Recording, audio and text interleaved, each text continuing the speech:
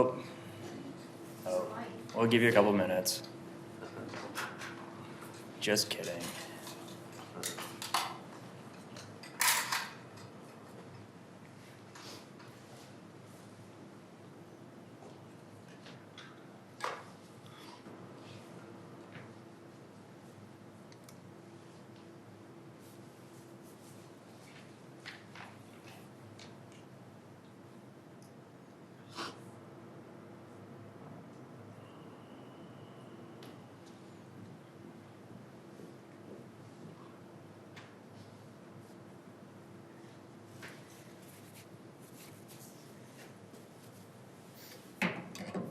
Is that good enough word? What's that in me?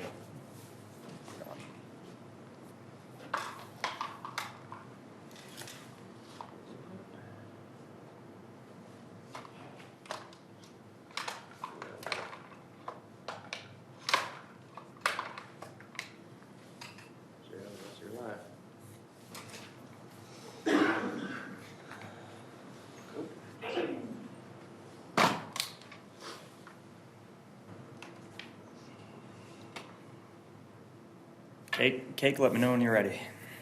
We're good. We're good? Okay. Guys, welcome to our media briefing. Thank you all for being here. Today we actually got some of a lengthy overview of what's going on in the city. I do want to invite the press and anyone else to join us over at Groover Labs today at 12:30. We'll be joined by Governor Kelly, Secretary of Labor Garcia, and representatives from the Workforce Alliance and the partnership, and Commissioner Meissner as well, to be talking about the Air Capital Partnership and giving an update on where we are as a community and what we've done to help those who have been impacted by the layoffs. So be sure to come out to that. We have a full morning ahead of us, so I'm going to jump right in. First, I want to talk about Evolve. This week, the council launched a new joint guide for city activities. The Wichita Public Library, CityArts, and Wichita Parks and Recreation are combining all of their activities into one easy-to-use guide. Inside Evolve, you will find hundreds of affordable classes, workshops, camps, leagues, events, and activities. Some of the offerings are free of charge. The best part is that we have programs for all age groups, all the way from toddlers up to adults.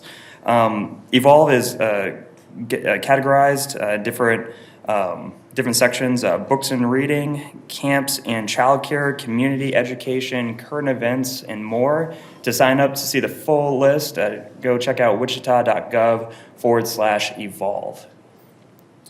So next we're going to talk about 3D printing. At the Wichita Public Library, we are excited to start a new STEM program.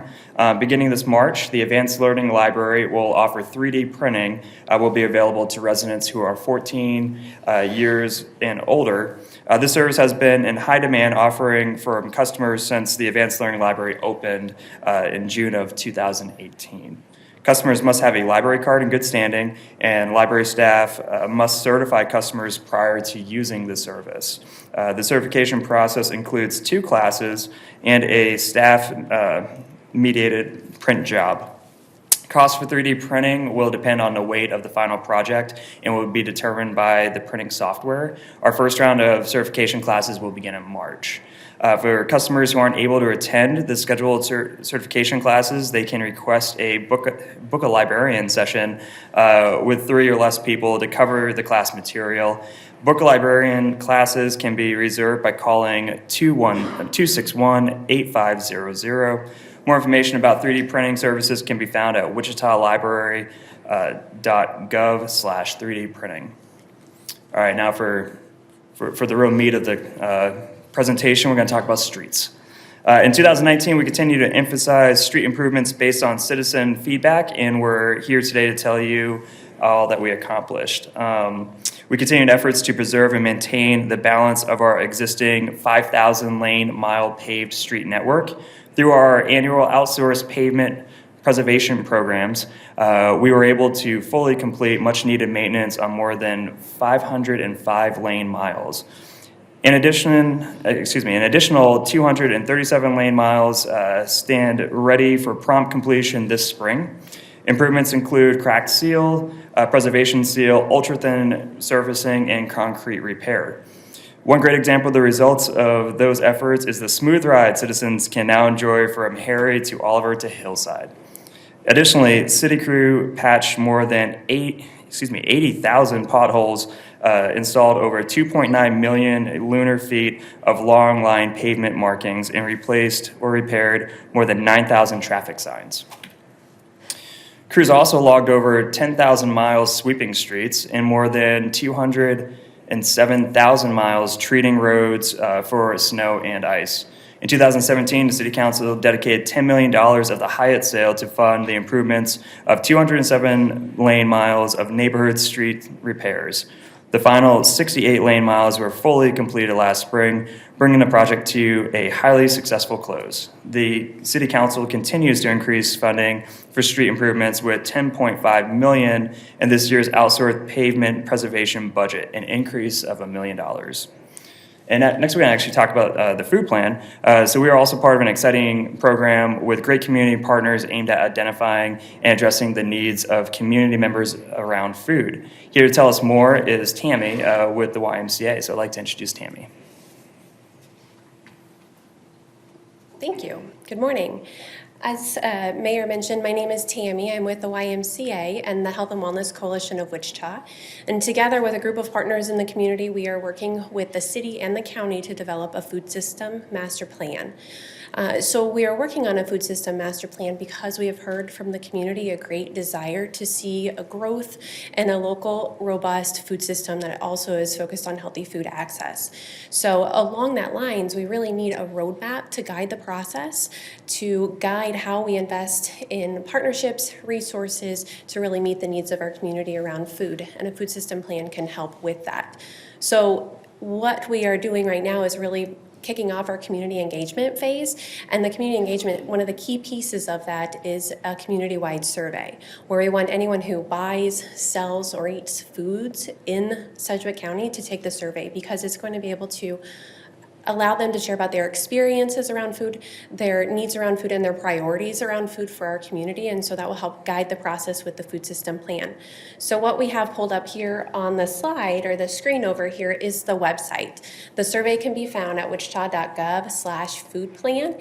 And that's where we have the survey available in English and Spanish. So anyone in the community, we'd strongly encourage you to go online and take this survey. It'll take about 5 to 7 minutes to take this survey, and there's opportunity to provide additional input if they have more input as well.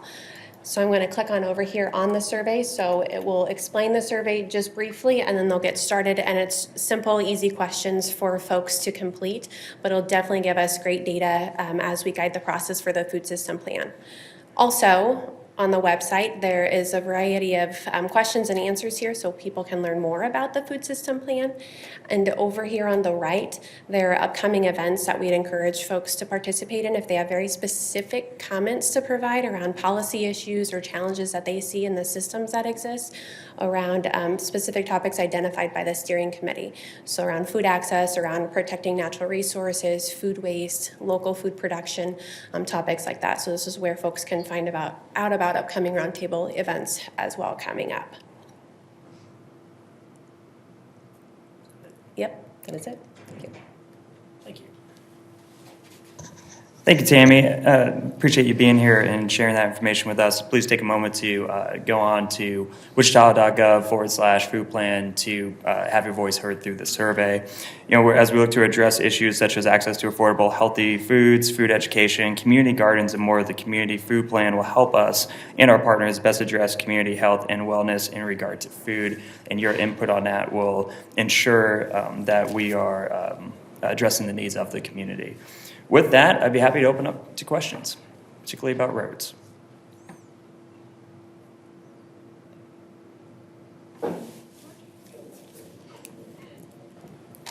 Trying hard not to make any jokes, but oh, good, we have a question. Can you talk about the timeline for the plastic bag task force and what your reaction is to a bill they're talking about in the legislature? So, listen, I really try to stress that we are not looking to ban plastic bags. We are looking to take responsible steps forward to lessening plastic in our community. So I think the legislature has absolutely jumped the gun.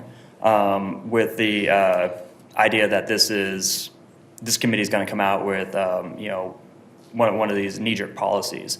The reality is, when we talk about reducing plastic, we want to be successful with it.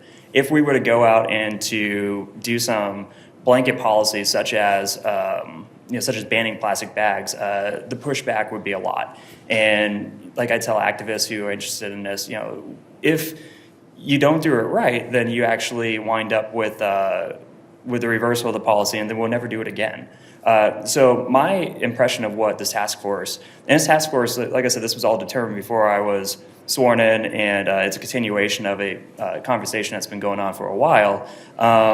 The task force actually has representation from Dillon's, has representation from the industry, along with activists and along with former elected officials and current elected officials to come up with responsible policy. I foresee this being more of a how do we educate people and also provide on the effects of using cloth bags or reusable bags, and then maybe the city might produce some with our logo on it and offer it to people. It's more, I think, a lot more responsible of a policy is what we're aiming to get than what was reported and what Topeka is coming up with. But as a former legislator, I'll tell you that we get a lot of knee-jerk reactions from the legislature, and they are people who sometimes respond out of emotion instead of out of actually picking up the phone, calling me, and seeing what's going on. Other questions? Anyone want to talk about that smooth ride from Harry to, what do we say? No? Okay, that was a good line, by the way. All right, guys. Like I said, 12:30, we're going to be over at Gruber Labs. Come get an update about our partnership with the community to ensure that our neighbors who have been affected by layoffs have access to the services that are out there. Love to see you guys there. Thank you all, and if you have any more questions, give me a call.